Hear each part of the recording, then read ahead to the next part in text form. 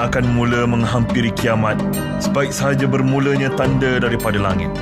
Fitnah akan mula berleluasa sehinggakan manusia mula berebut-rebut tentang harta perbendaharaan. Ketika itulah akan munculnya Imam Mahdi dan dibai'ahkan oleh orang-orang yang beriman. Sebuah peperangan besar akan terjadi melibatkan pengikut Imam Mahdi dan juga tentera Rom yang telah mengingkari perjanjian mereka. Banyak nyawa yang akan terkorban sehinggalah Islam akhirnya berjaya menawan kota Konstantinopel. Sesudah itu, maka keluarlah kemuncak kepada segala fitnah yang akan kembali merosakkan dunia ini, yakni Dajjal Al-Masih yang sangat membencikan kebenaran. Dajjal lalu akan mengumpulkan pada pengikutnya bagi menguasai dunia ini. Selepas kalah tentera-tentera bukan Islam di tangan Imam Mahdi dan tentera-tentera Islam, ketika itulah Dajjal akan keluar. Dalam hadis yang umum, Nabi menceritakan ada dua tempat Dajjal akan muncul. Yang pertamanya Asfahan, yang keduanya Khurasan. Cumanya kedua-dua tempat ini berkait rapat. Asfahan dikatakan berada di dalam Khurasan. Mana-mana hadis pun maksudnya di negara itulah ataupun Iran, di Asfahan ataupun Khurasan adalah tempat pertama yang Dajjal akan muncul dan mengisytiharkan dirinya kepada orang ramai sebagai Tuhan. Daripada situ, Dajjal akan mula bergerak. Nabi bagi tahu pergerakannya sangat laju. Untuk membuatkan kita faham, tidak ada tempat dan daerah atau kampung atau bandar kecuali sampai Dajjal dan tentera-tentera kanan dia ni. Sampai untuk dia sebarkan dakwah, untuk dia mensyirikkan umat Nabi Muhammad SAW. Pengikut Dajjal. Menurut perbincangan di kalangan para ulama, Dajjal tidak akan bersendirian tatkala menguasai dunia ini. Dajjal akan bersama dengan para pengikutnya yang terdiri daripada kalangan jin, syaitan dan juga manusia. Mereka akan menjejaki satu daerah ke satu daerah yang lain. Mereka akan cuba mempengaruhi manusia dengan fitnah dan tipu daya yang menyesatkan. Misi mereka agar manusia mengakui Dajjal adalah Tuhan yang memberikan kehidupan dan kesengsaraan. Pada ketika ini, imanlah yang menjadi benteng kepada setiap manusia yang beriman. Bagi mereka yang lemah imannya, maka sudah pasti dia akan mengikuti Dajjal meskipun terdapat jelas tanda-tanda kekafiran yang ada padanya. Kerana Dajjal ini berperanan untuk memberikan kepada manusia yang mengikutinya kemewahan. Kerana disebut dalam hadis yang sahih riwayat Muslim, ma'ahu narun wa ma'ahu jannah. Dia ada syurga dan neraka. Siapa yang ikut kepadanya, diberi kepadanya segala bentuk kenikmatan, syurga, kemewahan, kebahagiaan yang nampak pada zahir manusia seperti itu. Bagi siapa yang menentangnya akan dihumbankan ke dalam neraka itu. Bahkan Dajjal juga digambarkan memanggil seorang Arab yang enggan beriman kepadanya, berkata, aku boleh hidupkan ibu ayah engkau kalau engkau mahu. Maka dia pun menghidupkan ayah ibu yang telah mati, yang datang sebenarnya syaitan, iblis, menyerupai ayah ibunya. Lalu Arab itu pun terpegun melihat. Lalu ayah ibunya berkata, ya bunaya, ati' rabbak, taatilah kamu Tuhan ini. Engkau kena taat pada Tuhan engkau, ini Tuhan kau. Dia hidupkan kami, lihat.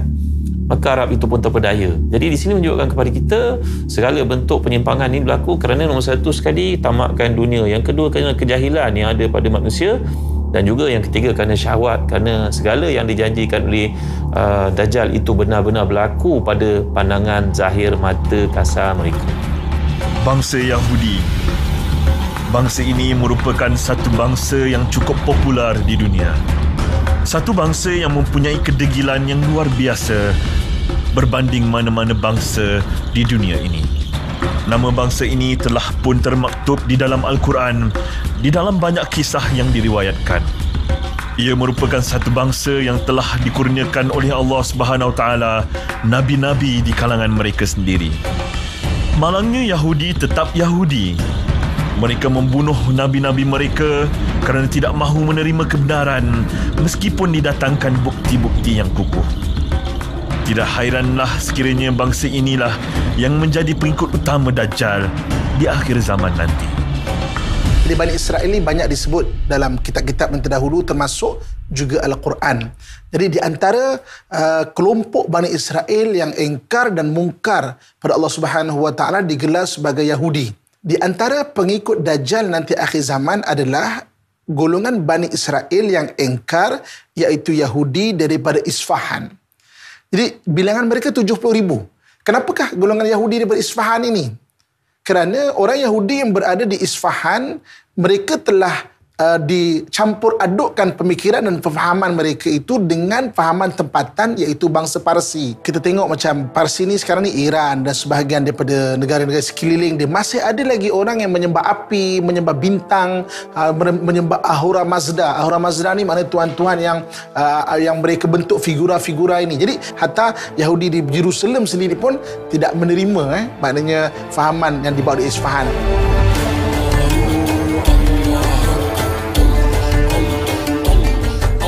Pengikut Dajjal tidak hanya terdiri dari kalangan bangsa Yahudi. Malah mereka yang beragama Islam juga turut akan menjadi pengikut Dajjal di akhir zaman nanti. Mereka inilah yang digelar sebagai golongan penderhaka yang berfahaman Khawarij. Berdasarkan hadis yang diriwayatkan oleh Imam An-Nasa'i dan termaktub di dalam kitab Tahrim Ad-Dam, Khawarij ialah mereka yang mengambil Islam secara lahirnya tetapi berlebih-lebihan di dalam memahaminya.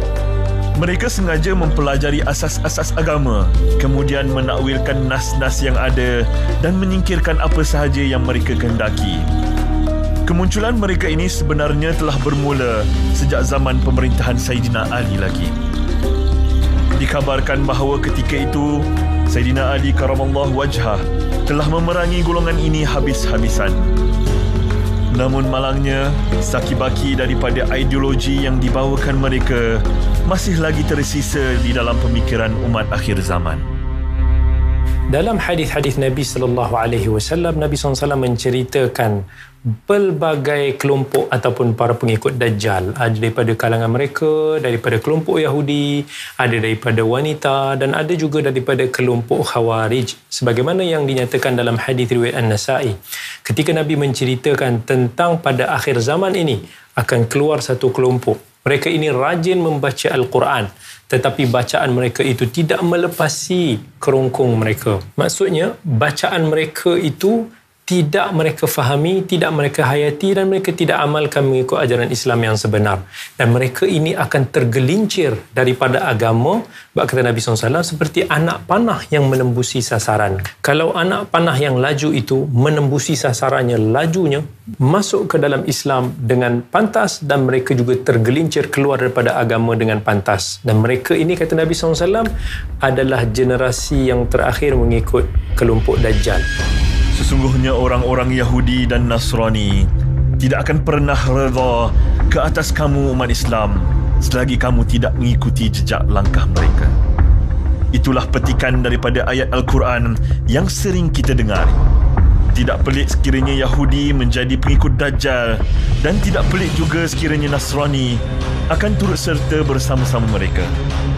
Namun pengikut Dajjal itu turut terdiri daripada mereka yang beriman, mereka yang digelar fasik, munafik dan juga pelaku bid'ah. Ada 3 kumpulan besar yang disebutkan oleh Nabi secara jelas yang akan mengikuti Dajjal. Selain daripada semua bukan Islam, itu satu. Yang kedua, Nabi spesifikkan dengan Nabi sebut Yahudi. Yang ketiga, yang Nabi spesifikkan yang akan mengikut Dajjal yang ramai, Nabi sebutkan wanita. Kumpulan keempat yang banyak ikut Dajjal adalah munafik, fasik dan ahlul bid'ah. Dan riwayat ahlul bid'ah yang umum ini dijelaskan oleh riwayat yang lain.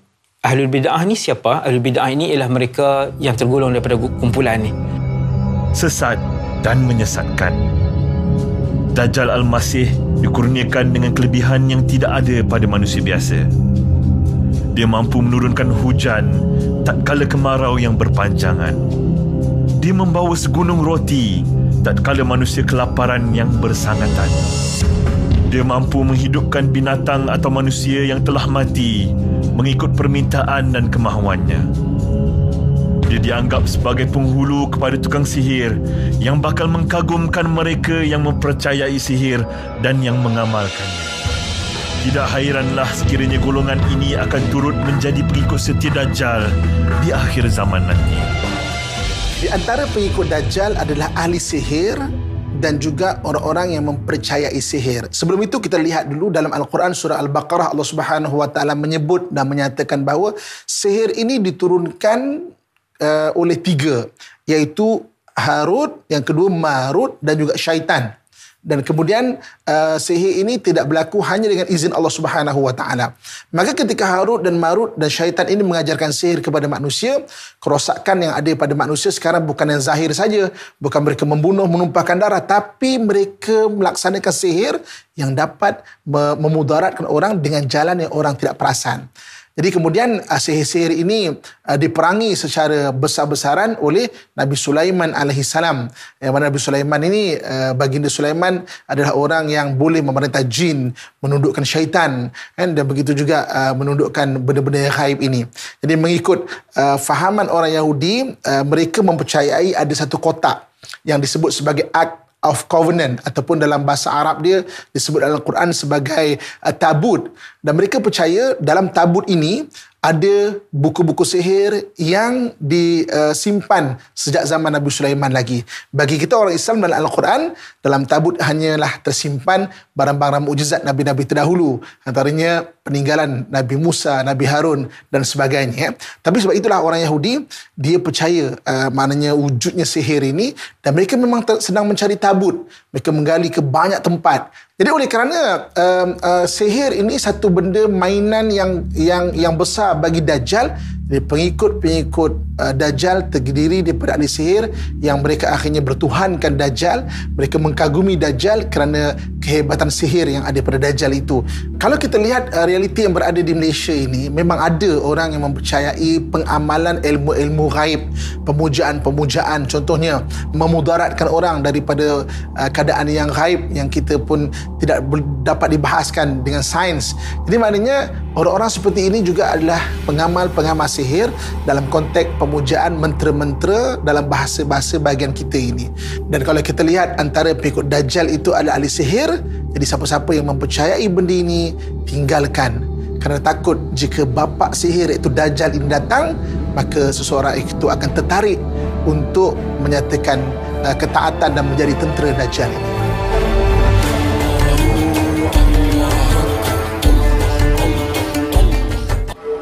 Iblis merupakan satu makhluk Allah yang dikurniakan kelebihan berusia panjang. Dikhabarkan bahawa usia iblis hanya akan mati di saat berlakunya kehancuran dunia ini. Seperti yang dikhabarkan di dalam Al-Quran, iblis telah berjanji untuk menyesatkan anak cucu Nabi Adam sehingga berlakunya hari kiamat. Iblis berjanji untuk mendatangi manusia dari arah kiri, kanan, depan dan juga belakang mereka untuk menghasut manusia meninggalkan jalan takwa. Lantaran itu, iblis dan pengikutnya, termasuklah syaitan, akan membantu Dajjal di akhir zaman nanti. Menurut para ulama, iblis dan syaitanlah yang sebenarnya telah menjelmakan diri menjadi manusia atau binatang yang telah mati bagi menyesatkan manusia. Justru, kuasa hebat yang dianggap ada pada Dajjal tidak lain hanyalah satu sihir yang menipu yang dilakukan oleh iblis dan juga syaitan. Dajjal memiliki ramai pengikut dan pelbagai jenis pengikut, dan tidak dinafikan lagi antara pengikut utama Dajjal adalah khadam Dajjal itu sendiri yang selalu membantu Dajjal, iaitu golongan syaitan yang mendapat laknat daripada Allah Subhanahu wa taala. Dalam sebuah hadis yang diriwayatkan oleh Imam Muslim, Nabi SAW bersabda, "Inna fil bahri syayatin masjunah." Di lautan itu ada syaitan-syaitan yang dipenjarakan. Authaqaha Sulaiman, yang mana mereka ini telah ditambat oleh Nabi Allah Sulaiman, yang kemudian Nabi SAW mengatakan hampir-hampir sahaja mereka ini keluar untuk membacakan kepada manusia, iaitu membaca bacaan-bacaan mentera-mentera yang sudah semestinya mendatangkan kemurkaan Allah. Jadi di era Dajjal nanti, syaitan-syaitan ini akan datang untuk membantu Dajjal menjayakan misi Dajjal supaya manusia ini menyembah Dajjal, manusia ini mempersekutukan Allah, supaya manusia melihat Dajjal ini memiliki kuasa seperti Tuhan. Kata Nabi SAW, syaitan inilah yang akan menyamar sebagai manusia yang dihidupkan kembali. Kerana hakikatnya Dajjal tidak mampu untuk nak menghidupkan manusia melainkan dengan izin Allah.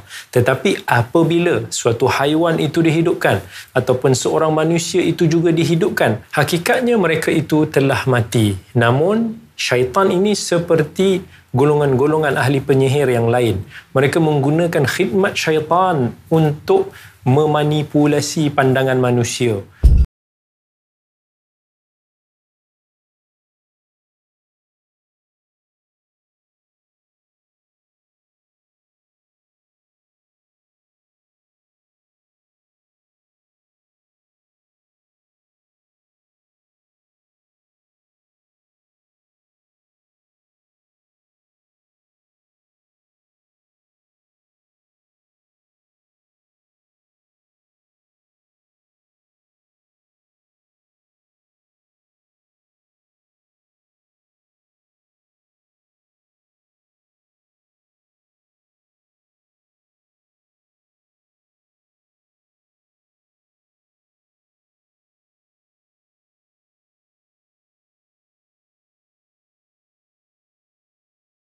Contohnya Imam Nawawi dalam Syarah Muslim.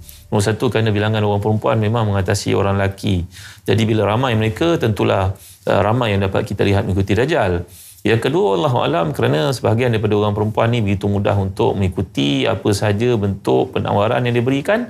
Maklumlah, mungkin di kalangan mereka suaminya tidak ada, ayahnya sudah tidak ada, adik-adik lakinya tidak ada yang dapat memberikan bimbingan kepada mereka. Maka datang fitnah dalam bentuk tawaran-tawaran kehidupan, kemewahan, kesenangan, penjagaan. Maka ini semua akan membantu menjadi faktor orang perempuan mengikuti fitnah Dajjal, godaannya, ajakan-ajakannya. Dalam sebuah hadis riwayat Ahmad dengan sanad yang sahih, bahawasanya akhir zaman nanti Dajjal akan datang untuk mempengaruhi begitu ramai orang mengikutinya. Sehingga orang-orang beriman, mereka menjadi cemas. Andai ibunya, makciknya, kakaknya, adik perempuannya, anak perempuannya mengikuti Dajjal. Maka dalam hadis mengatakan fayuthiquha ribatan.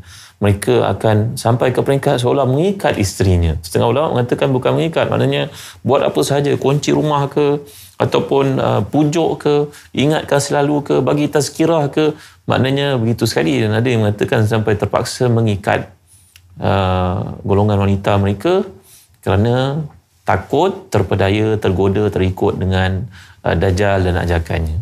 Penjelasan yang dikemukakan oleh para ulama dalam konteks ini seperti disebut Imam Nawawi, kerana orang perempuan emosinya sangat tinggi, emosinya mudah untuk dipengaruhi. Maka di sini letaknya akal bagi orang lelaki mengatasi akal orang perempuan. Akal yang dimaksudkan adalah kewarasan untuk berfikir, bertindak. Kan itu kuasa untuk memberikan talak sebagai contohnya letakkan di atas bahu lelaki. Mengikuti Dajjal bermakna berpaling dari jalan Tuhan. Mengikuti Dajjal bermakna mensyirikkan Allah dengan mempercayai adanya makhluk lain yang berkuasa selain daripadanya. Di akhir zaman nanti, hanya imanlah yang dapat membantu kita. Justru jagalah iman, suburkan ia dan jangan biarkan ianya mati. Perbanyakkanlah tasbih, tahmid dan zikir yang menjadi makanan bagi hati, kerana hati yang mati akan membuatkan iman menjadi tenang. Pengikut Dajjal terdiri daripada mereka yang sangat lemah imannya. Walaupun disebutkan di dalam hadis bahawa ramai di kalangan umat Nabi akan terpengaruh dengan tipu daya Dajjal, kalau kita menelusuri hadis-hadis, Nabi menenangkan kita bahawasanya mereka yang ikut Dajjal ini hanyalah mereka-mereka di kalangan yang tersangat lemah imannya.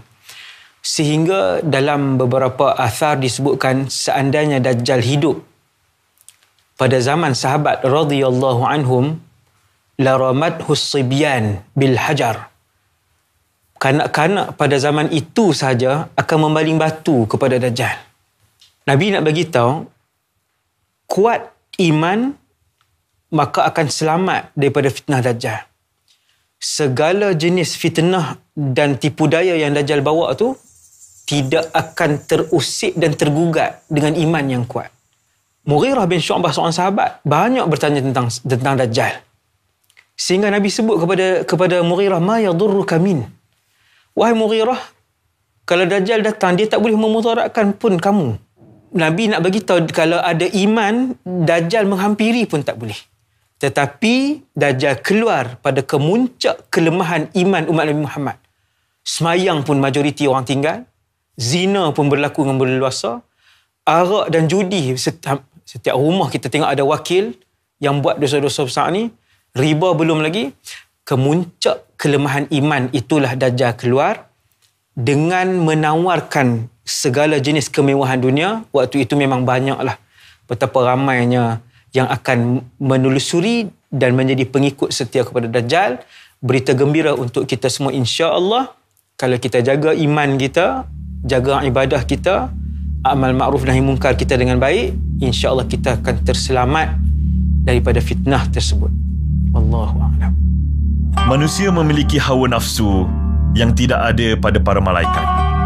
Manusia memiliki akal yang tidak ada pada para binatang. Dan manusia memiliki iman yang tidak ada pada para syaitan. Hakikat kejadian manusia ini telah diangkat martabatnya oleh Allah Subhanahu Wa Taala. Justru gunalah nafsu, gunalah akal dan gunalah iman untuk menjadi benteng yang melindungi diri kita daripada mengikuti Dajjal.